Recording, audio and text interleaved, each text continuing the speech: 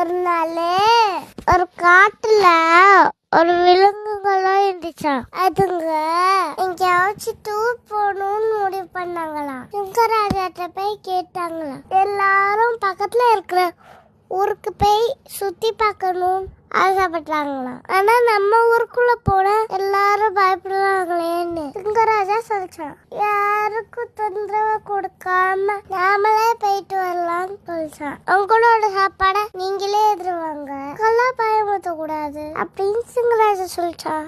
எல்லாரும் டூருக்கு வர நல்ல ஜாலியா இருந்தாங்களாம். நல்லா ஆவடை சட்டை பேண்டி சட்டை அதெல்லாம் போட்டு சாப்பாடெல்லாம் எடுத்துட்டு கிளம்பினாங்களாம். எல்லா விலங்குகளும் ஊருக்குள்ள வந்துச்சா.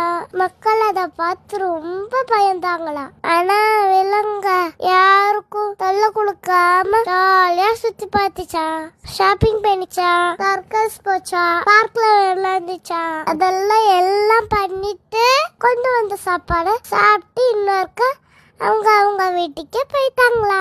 அவங்க போன டூர் அவங்களுக்கு ரொம்ப பிடிச்சிருந்துச்சா. மக்களுக்கு எல்லாம் ஒரே ஆச்சரியமா, எப்படி இந்த விலங்கு நம்மள எதுவுமே பண்ணாம சமத்தா வந்துச்சு, இனிமே நாமளும் காட்டுக்கு போனா விலங்குகளுக்கு தொல்லை கொடுக்க கூடாது, சமத்தா வேடிக்கை பார்த்துட்டு சமத்தா வந்துடணும். அடுத்தா இதுல இருந்து என்ன தெரிஞ்சுக்கிறோம், அதுதான் தெரிஞ்சுக்கிறோம். நன்றி.